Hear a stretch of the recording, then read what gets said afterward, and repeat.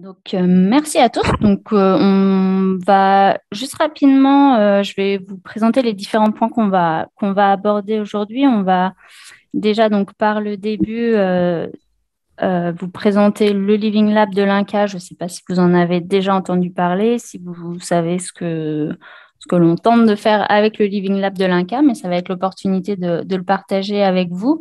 Ensuite, rapidement, voilà, de faire un tour de table, puisque c'est vrai que les activités du Living Lab de l'INCA sont soutenues par le Liberté Living Lab et puis par Dominique aussi. Donc, on a vraiment plusieurs types d'acteurs qui gravitent autour du Living Lab. Donc, je pense que c'est aussi important de vous les présenter et puis de vous présenter aussi pour échanger par la suite.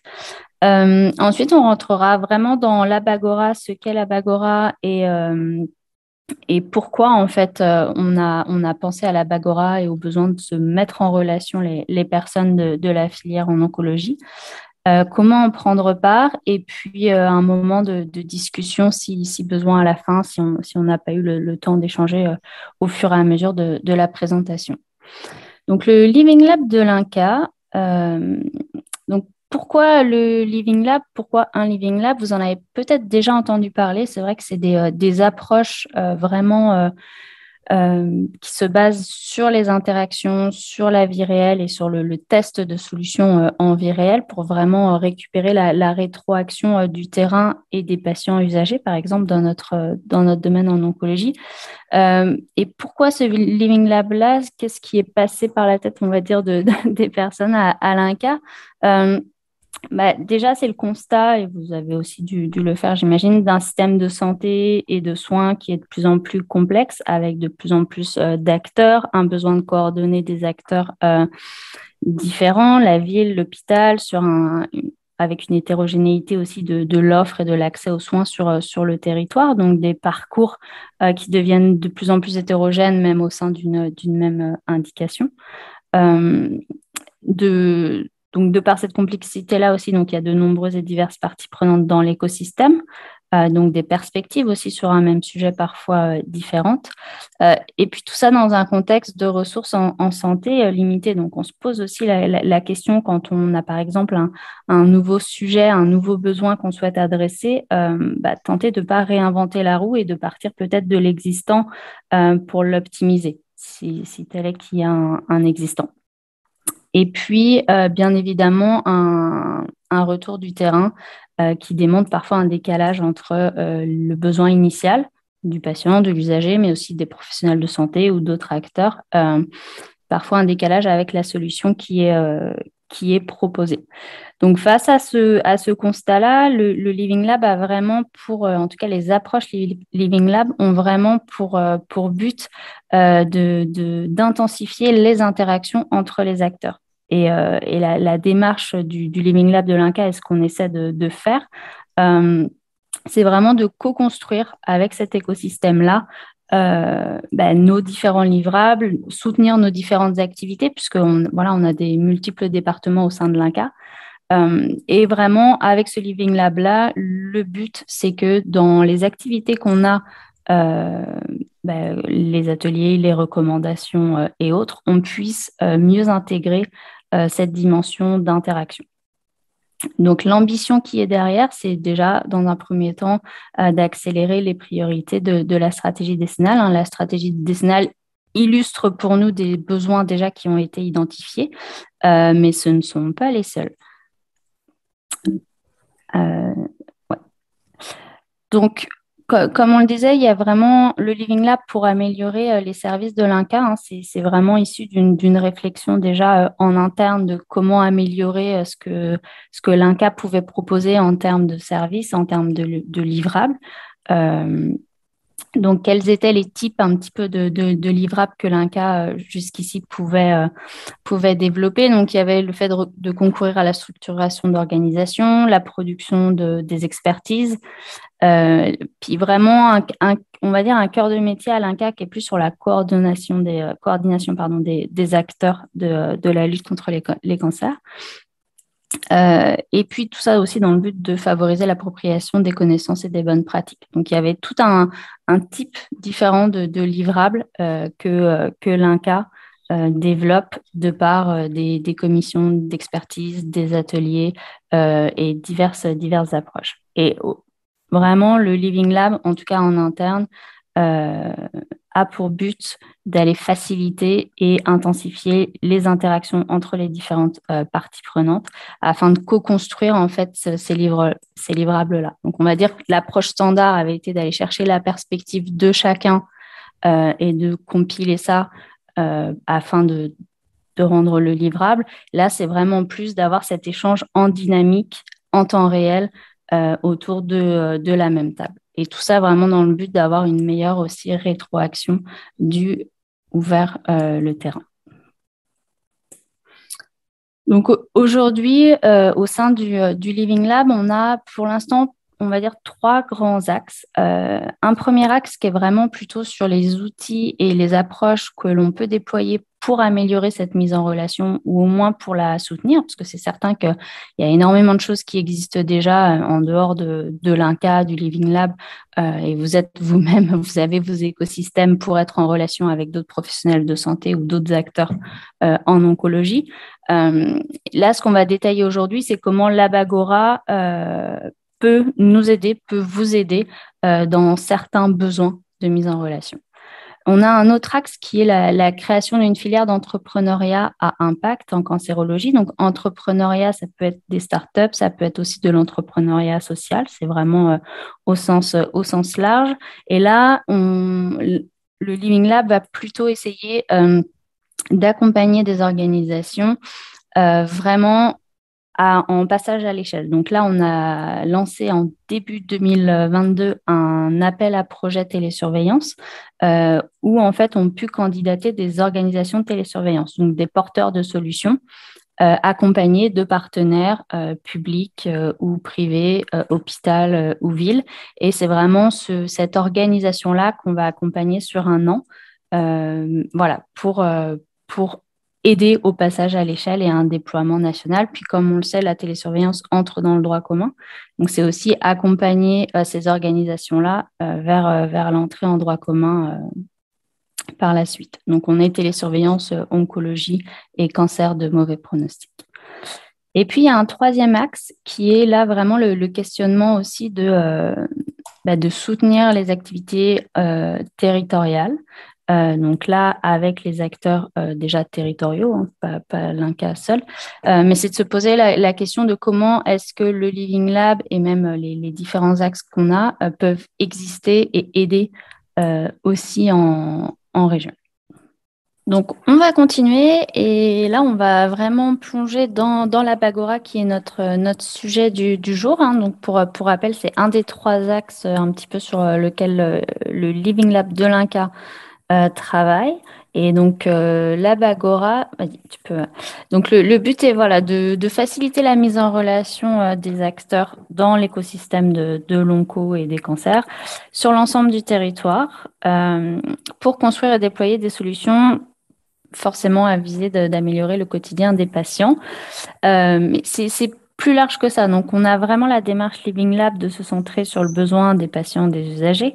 Mais ça peut être indirectement dans le sens où ça peut aussi être un besoin de mise en relation pour partager des bonnes pratiques entre professionnels, entre DSRC, entre, voilà.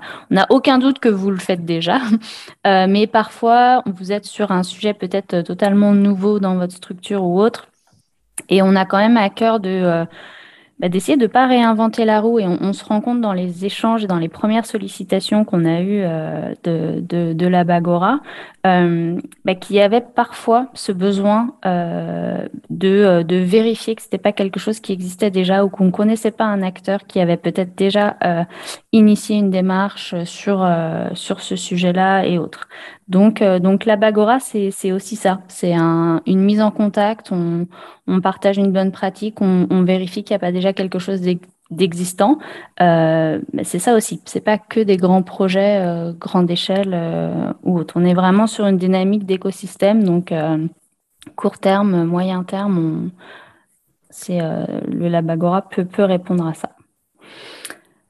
Donc, l'historique du projet, en juin 2020, donc, il y a eu la création du Living Lab de l'INCA par Tristan Rouet, qui était mon prédécesseur à l'INCA. Et puis, dès novembre, donc là, on était juste pour le contexte, c'est vrai qu'on était en plein Covid. Donc, pour tout ce qui est démarche vraiment Living Lab, il y a eu un gros travail de fait par le Liberté Living Lab et Tristan pour ben, voilà, même en visio, essayer de garder cette dynamique quand on lançait un nouveau projet. En novembre 2020, les premières réflexions se sont lancées sur notamment quels pouvaient être les outils en soutien d'un Living Lab. Et là, il y a une réflexion qui a vraiment été initiée sur l'Abagora. Donc, quelque chose pour mettre en relation les acteurs de la communauté là, ici en oncologie.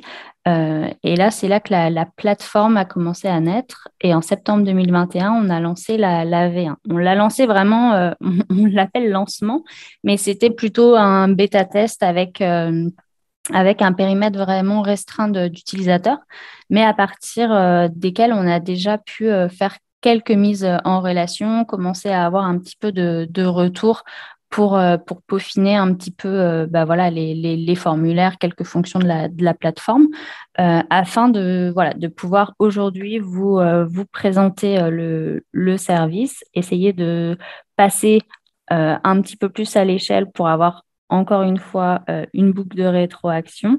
C'est quelque chose qu'on va pousser aussi avec un événement en septembre.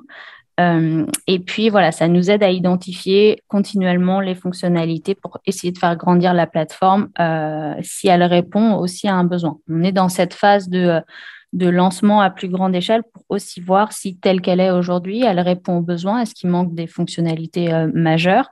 Est-ce qu'on a nécessité de réorienter peut-être le besoin? Voilà. Ça se verra vraiment au fur et à mesure de son utilisation et de vos retours. Mais c'est l'idée Living Lab, c'est que ce ne soit pas fixé dans le temps. Donc, au niveau de l'équipe, on s'est un petit peu présenté, mais on trouvait important aussi de vous le montrer comme ça, schématiquement, parce qu'il y a vraiment plusieurs types d'acteurs derrière la Bagora et la plateforme.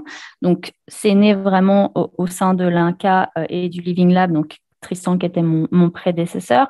Et à l'Institut national du cancer, on va vraiment solliciter un peu tout type de département. Donc, je ne vous ai pas mis toutes les photos de toutes les personnes de l'INCA, mais l'idée, c'est que derrière, il y ait vraiment les supports métiers, en fait, et les différents, peut-être, départements avec qui, en tant que professionnel de santé, vous avez peut-être déjà interagi. Et puis, le Living Lab est vraiment soutenu par le Liberté Living Lab et des freelances aussi comme Dominique ou Yvan, les développeurs, parce qu'il y a vraiment, comme disait Elodie, là, on est vraiment sur une solution donc pour la mise en relation. Donc, il y a quand même tout un côté technique aussi derrière à faire évoluer au fur et à mesure de son utilisation et du besoin. Donc, il y a aussi du développement. Florian et Yvan sont aussi nos leads techniques pour tenter de faire évoluer la solution autant que nécessaire. Pour quel public? Donc là, comme on disait en introduction à ceux qui étaient là tout au début, en fait, on a tenu plusieurs visios comme celle-ci pour présenter la plateforme parce qu'il y a voilà, un public tout à fait différent qui peut être concerné par cette plateforme-là. Donc, les patients aidants, associations, mais aussi les startups santé, les entrepreneurs, même autres que startups, les professionnels de santé, des laboratoires de recherche. Donc, l'idée est vraiment à ce jour de pas limiter en fait l'accès à la plateforme ou même les besoins qu'on a envie de faire remonter au Living Lab, c'est vraiment aujourd'hui l'écosystème de l'oncologie. Donc l'idée, c'est qu'il y ait vraiment des interactions entre les différents acteurs, mais aussi, comme on disait, ça peut être entre startups, entre professionnels de santé, entre associations, entre aidants, pour aussi un partage de bonnes pratiques, en fait, tout simplement, et vérifier l'existence. Et c'est des discussions qu'on a beaucoup eues, par exemple, avec des associations.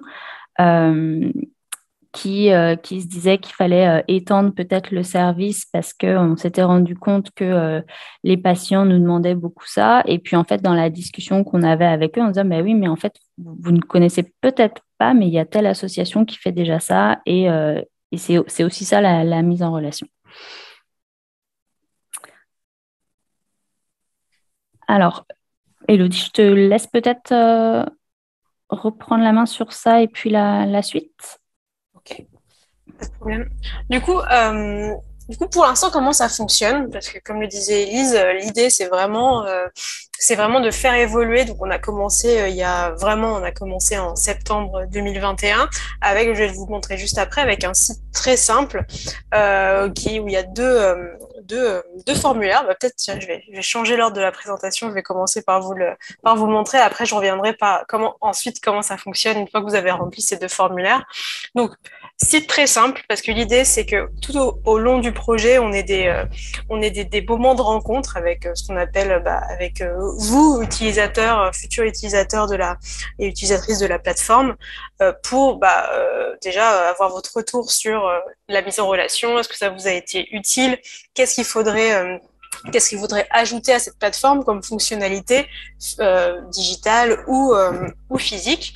Et du coup, on a commencé très simplement parce qu'on veut voir s'il y a de l'appétence et si ce qu'on fait sert à quelque chose sans engranger énormément d'argent et d'efforts alors que derrière, ça répond pas à un réel besoin. Donc aujourd'hui, la plateforme, très simplement, vous explique ce qu'est le Labagora, ce que vient de vous expliquer Élise. Voilà, ça, je vais y revenir après sur le fonctionnement. Et on a accès à deux formulaires. Un formulaire pour ce on appelle, nous, les contributeurs, c'est-à-dire des personnes qui vont vouloir faire partager leur expérience en tant que professionnel de santé, mais aussi en tant que patient ou autre, dans des projets qui visent à lutter contre les cancers. Et de l'autre côté, on a les porteurs de projets, donc pareil, start-up, professionnels de santé qui ont un projet et qui aimeraient interagir, avoir de l'aide sur leur projet. Donc, selon où vous êtes, de quel profil vous êtes, il y a un, un formulaire qui s'ouvre et là, il y a des questions très simples. Voilà, on demande un peu de qualifier. Qui êtes-vous? Quelles sont les compétences? Là, on est sur le formulaire de contributeur. Donc, c'est quelles sont les compétences, expériences que vous pouvez mettre à profit, sur quel type de thématique, prévention, dépistage, annonce du diagnostic, etc. Voilà, sur quelle thématique vous vous sentez le plus à l'aise, vous avez le plus de connaissances. Ensuite, le temps à consacrer. Parce qu'il faut savoir qu'aujourd'hui, Élise reviendra un peu sur les conditions après de mise en relation, mais la mise en relation, c'est quelque chose de bénévole. Il n'y a pas aujourd'hui, il n'y a pas comment dire, de rémunération qui est accolée à cette, à cette mise en relation. Donc on est assez vigilant par rapport au temps que les gens ont à consacrer et côté porteur, combien de temps ils demandent de la part de ces patients, de ces professionnels de santé pour collaborer sur leur projet. Donc voilà, combien de temps seriez-vous prêt à consacrer sur un projet? Et ensuite, les données de contact. Côté porteur de projet, là, c'est à peu près les mêmes questions. Qualification du profil et ensuite il y a des questions supplémentaires sur le projet, son nom, à quelle étape en est ce projet, une petite description, un site s'il y a, etc. Et après c'est à peu près les mêmes questions.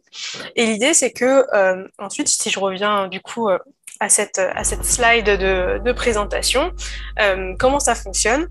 Donc le contributeur, contributrice, le porteur, porteuse de projet remplit le formulaire. Et du coup, de notre côté, c'est surtout Élise et Dominique qui sont autour de cette visio qui reçoivent les demandes et elles vont faire un travail soit un peu de requalification. S'il y a des choses qui sont pas claires dans le formulaire, voilà, vous appelez ou envoyer des mails pour bien requalifier le besoin. Et ensuite, elles vont faire un travail en chambre de dire, tiens, si vous avez un projet, quelles sont les personnes en face, quelles sont les compétences, expériences qu'on pourrait dont vous avez besoin, et du coup trouver les meilleures personnes avec qui vous mettre en relation. Donc là, une fois que c'est fait, il y a une mise en relation qui est faite, mais avant que les contacts soient dévoilés. Par exemple, si vous êtes contributeur, vous avez envie de contribuer sur un projet, on va pas donner votre nom avant que vous ayez donné votre accord. Par exemple, si on vous dit, Madame Laillé, docteur Laillé, si vous avez envie de contribuer sur tel projet, d'abord, nous, on va vous proposer un certain nombre de projets avec le nom du projet, de quoi ils ont besoin, c'est quoi la thématique, etc. Et si vous dites, bah, moi, j'ai envie de travailler sur le projet B, là, on va revenir vers le porteur du projet B pour lui dire, bah, voici on a le docteur Lahaye qui veut vous accompagner et voilà les conditions autour de ça. Donc voilà, il y a cette mise en relation qui est faite. Et enfin, bah, là, l'idée, c'est que vous soyez mis en contact. Et si vous le souhaitez, bah, nous, on peut vous accompagner lors de la première rencontre pour bien, si vous avez besoin de définir le cadre de la mise en relation, le périmètre de la collaboration. Voilà, pour ça. Je ne sais pas si Elise, tu as des choses à ajouter justement sur le fonctionnement. Non, non, non, bah, c'est des choses sur lesquelles on va revenir après, mais c'est vrai un point d'attention, et je pense qu'il est important à savoir pour vous, c'est-à-dire que si vous êtes, notamment, si vous vous inscrivez sur la plateforme en tant que contributeur potentiel, ça veut dire que vous voulez rester en veille de potentiels projets qui seraient déposés et auxquels, à un moment, vous souhaiteriez peut-être participer ou avoir connaissance. Sachez que, en effet, on n'est pas un annuaire de contact. Ça veut dire que des porteurs de projets n'auront pas accès à tous les contacts des contributeurs qui se sont inscrits sur la plateforme. Il y a vraiment l'étape de mise en relation afin déjà, dans un premier temps, que les contributeurs ne soient pas sursollicités et finissent par quitter le Labagora parce qu'en fait, on est sursollicité pour des tâches ou pour des collaborations qui ne nous intéressent pas. Euh, donc voilà, il y a vraiment une vigilance de ce côté-là où la mise en relation à ce jour, elle est humaine, elle est vraiment faite par nous au Labagora et par le Living Lab. Euh, et c'est vraiment aussi dans l'esprit de gagner en connaissance sur l'écosystème en fait. C'est-à-dire qu'on l'a remarqué aussi hein, avec les associations notamment qui étaient les premières mises en relation qu'on avait. Au fur et à mesure, on apprend aussi vraiment à mieux connaître le maillage, les besoins et le fait en fait de faire cette mise en relation de manière humaine d'un côté avec le porteur de projet et de l'autre côté avec le contributeur. euh, c'est qu'on repère aussi des besoins qui peuvent être récurrents et on gagne en agilité dans la mise en relation. Voilà. Je vous ai fait le petit tour avant du coup de la plateforme. C'est aujourd'hui, c'est vraiment que deux formulaires. Et l'idée dans l'événement, donc l'événement qu'on va organiser soit septembre, soit début octobre, on est en train de voir tous les événements qui sont déjà dans le domaine de la cancérologie. Et il y en a pas mal en septembre, octobre. Du coup, on est en train d'essayer de trouver une date. Et l'idée justement, ce sera de voir à ce moment-là qu'est-ce qui vous serait utile, vous, enfin, professionnels de santé, aussi pour les patients, associations de patients, entrepreneurs. Qu'est-ce que dans ce côté communauté, mise en relation, au-delà de ces deux formulaires et ce traitement humain, qu'est-ce qu'on pourrait ajouter? Et l'idée, c'est vraiment de grandir au fur et à mesure, voilà, d'y aller de façon itérative. Voilà. Et je te laisse reprendre. Oui, donc rapidement une dernière slide et puis après on pourra vraiment échanger et voilà, répondre à vos questions si, s'il y en a.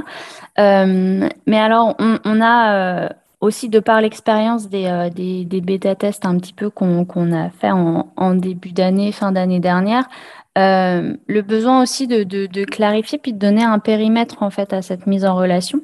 Alors qu'est-ce qu'elle est? En fait, elle répond quand même à un projet ou une idée ou autre qui a une application au minimum en France, hein, puisque l'INCa, à ce jour, tente de répondre à des besoins de patients usagers en France.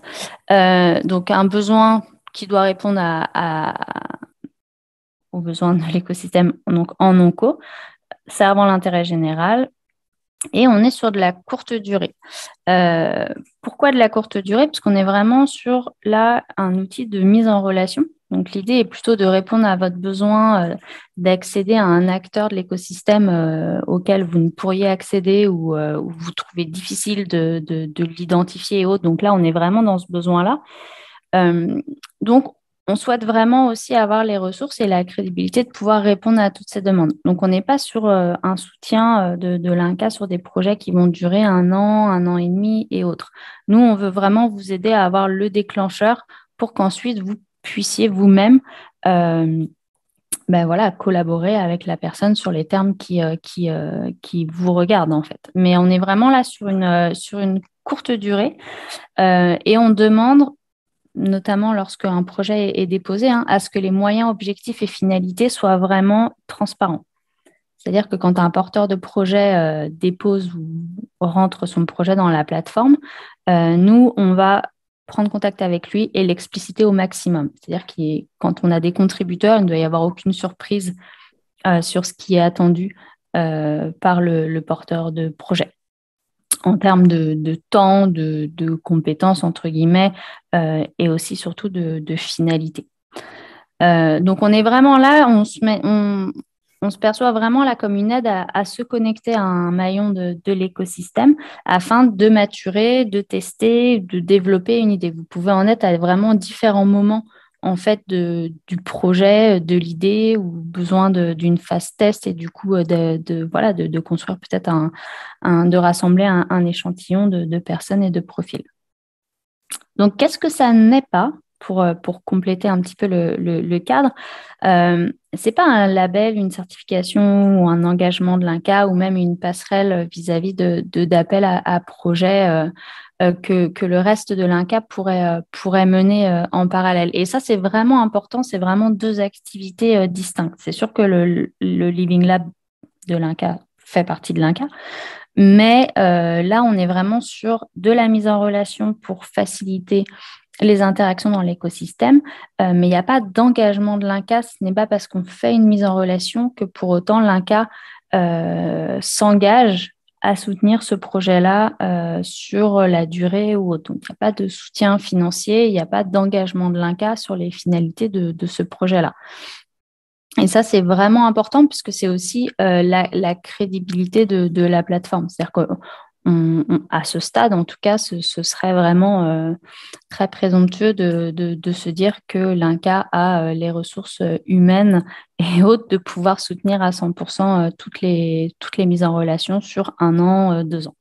Donc, c'est vraiment du court terme, de la mise en relation et ce n'est pas un engagement de l'INCa à soutenir financièrement et s'engager sur les projets qui sont mis en relation. C'est vraiment quelque chose, ensuite, c'est une aide et l'INCa souhaite vraiment vous aider à être mis en relation et répondre à votre besoin. Mais ensuite, l'idée, c'est vraiment que vous fassiez avec le contributeur, entre le porteur et le contributeur, que vous façonniez vraiment votre besoin et votre collaboration future à plus long terme.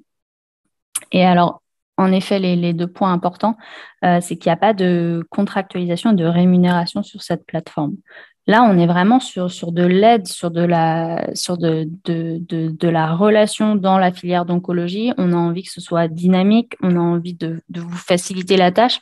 Donc, on n'est pas du tout sur de la rémunération d'un contributeur ou alors même de la vente directe de produits de la part d'un porteur de projet. On est sur de l'aide collaborative, volontaire et bénévole. Et c'est pourquoi aussi ça rejoint vraiment le critère de courte durée. Dire que l'INCa ne va pas non plus soutenir et proposer à un contributeur de participer à un projet qui durerait 2 ans, qui lui demanderait vraiment énormément de temps et qui en fait s'apparenterait à du travail tout simplement. Donc là, il y a vraiment cette vigilance. On doit vraiment vous aider à avoir un clic avec une personne qui vous aide au stade où vous en êtes sur votre idée ou votre projet. Donc, je pense, alors je ne sais pas ce que tu en penses, Elodie. Soit on fait cette dernière slide et puis on termine après avec toute la discussion et l'échange peut-être. Ouais, je pense qu'on peut finir. Ok. Tu veux, enfin, vas-y, je te laisse. Comme tu veux. Non, vas-y, je prends le relais du coup. Donc, Élise le disait en introduction, l'idée l'idée de partager, de faire cette visio aujourd'hui avec vous, c'est, comme on le disait, on a commencé en septembre 2021 de façon un peu, pas anonyme, c'est pas le bon terme, voilà, sur un périmètre restreint avec quelques personnes pour voir si ce qu'on proposait fonctionnait bien et qu'on communique pas à large échelle, alors que ce qu'on avait derrière était pas comment dire résistant. Et du coup, l'idée là, c'était vraiment déjà on commence à communiquer à large échelle. Donc, dans les prochains jours, on va communiquer sur les réseaux les réseaux de l'INCA, sur le lancement de la Bagora, voilà, pour commencer à justement, plus il y aura de monde, justement, plus on pourra faire des mises en relation intéressantes. Donc, déjà, nous, on voulait partager avec vous, vraiment vous expliciter ce projet et ensuite on pourra répondre à vos questions. Et ce qui nous intéresse, c'est aussi avoir un peu vos retours comme ça à chaud sur ce qu'on propose, qu'est-ce que vous en pensez, est-ce que ça pourrait vous servir, etc. Et après des questions s'il y a des choses sur lesquelles vous aimeriez plus d'informations, des choses que vous n'avez pas compris. Donc l'idée, voilà, c'était déjà pour vous présenter tout ça. Et ensuite, si vous êtes intéressé en tant que, soit vous voulez contribuer à des projets qui ont été mis sur la Bagora, soit vous voulez proposer votre propre projet, l'idée c'est que vous pouvez dès ce soir, juste après la visio, aller sur le site, sur le site Labagora, pour commencer à remplir ces formulaires. Et si c'est pas, si vous aujourd'hui vous n'avez pas le projet ou si vous n'avez pas le temps, l'envie et de contribuer, c'est déjà aussi permettre de relayer et communiquer cette initiative. Donc, soit dans votre entourage, dans votre réseau, parler de cette plateforme si vous sentez qu'il y a des besoins, côté contribution ou côté porteur de projet. Dans les prochains jours, on va vous envoyer une déclinaison de ce support où il y aura un peu plus d'informations, parce que là, on a dit beaucoup de choses à l'oral, mais que vous pourrez aussi partager, voilà, avec des personnes qui peuvent être intéressées. Et comme je disais tout à l'heure, aussi partager les communications qu'on va faire sur la Bagora pour nous aider un peu à créer cette communauté et vraiment faire que ces mises en relation soient efficaces, pertinentes et qu'elles atteignent leur but, c'est-à-dire de sortir des projets qui répondent vraiment à un besoin et qui aident in fine les patients. Voilà un peu pourquoi on vous a invité aujourd'hui, voilà, pour vous demander un peu votre aide sur ce projet. Et un grand merci pour cette réunion de fin de journée. Mais vraiment, merci beaucoup pour votre présence.